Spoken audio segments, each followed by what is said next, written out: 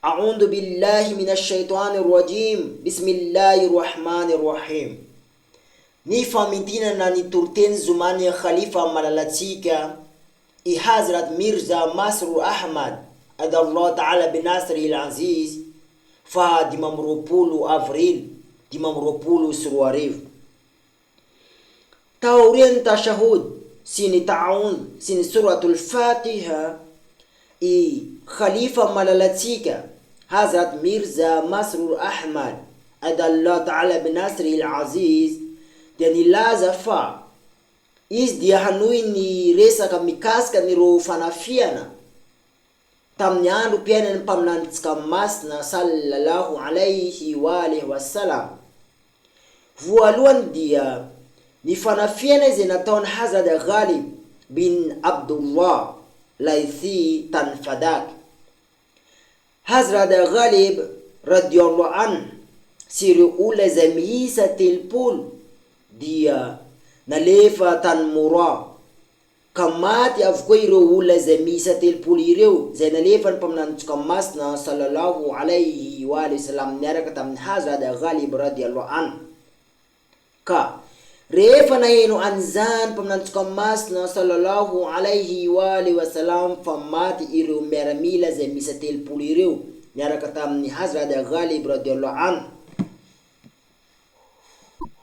dia nandefa ny Hazrat Zubair bin al-Awwam radiyallahu anhu mpaminanitsika masina sallallahu alaihi wa alihi wasallam tamin'ilay toerana izay namonoana ireo miaramila izay nalefa ny mpaminanitsika masina sallallahu alaihi wa sallam, ary nandidy anireo miaramila mba tsy hamelambelona ireo fahavalo izay navandoza izay namono anireo miaramila izay nalefa ny mpaminanitsika masina sallallahu alaihi wa alihi wasallam tamin'io toerana io.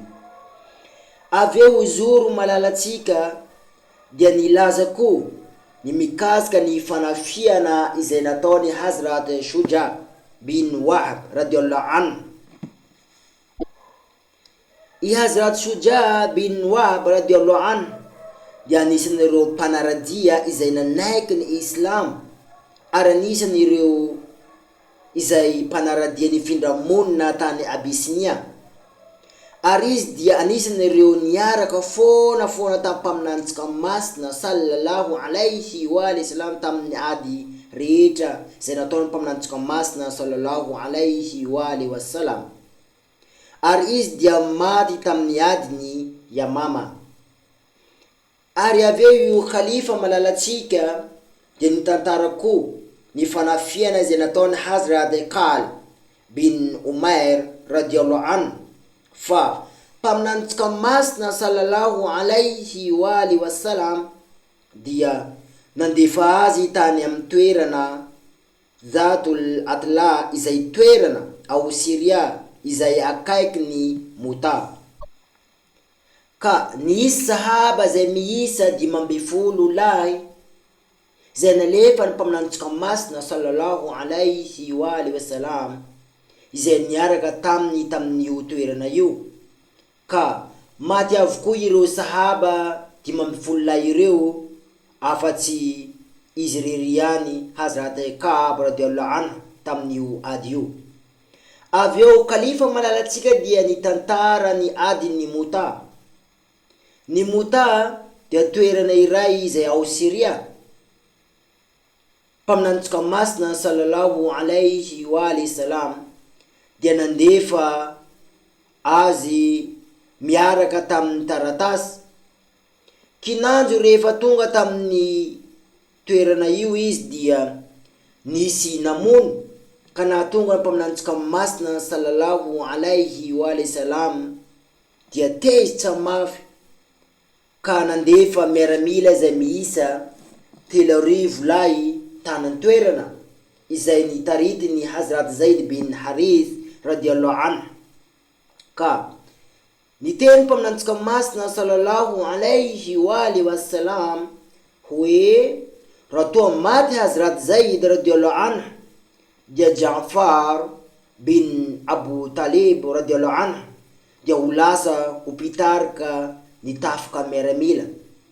Avy eo raha toa ka maty koa i Hazrat Jaafar radiallahu anhu dia Hazrat Abdullah bin Rawa koa no ho lasa pitarika ny tafoka. Ka raha toa maty koa izy dia ireo mpino miaramila ireo dia tokony hisafidy hanome ny drapeau fotsy an'i Zaid. Ka raha toa maty avokoa ireo rehetra ireo dia i Khalid bin Walid radiallahu anhu haka nilay drapeau fotsy ary hitondra azy any Madina. Ary tamin'ny farany kalifa malalatsika dia nilaza fa hoe manaraka aho dia mbola hanohy ireo fisehoan-javatra ireo fanafiana izay nataony mpaminantsika masina sallallahu alaihi wa sallam tamin'ny andro mpiainana. Ary avy eo kalifa malalatsika dia nilaza ireo martiora sy fatiny ireo mpikambana izay mata ao Karachi ary ireo mpikambana izay maty hafa koa.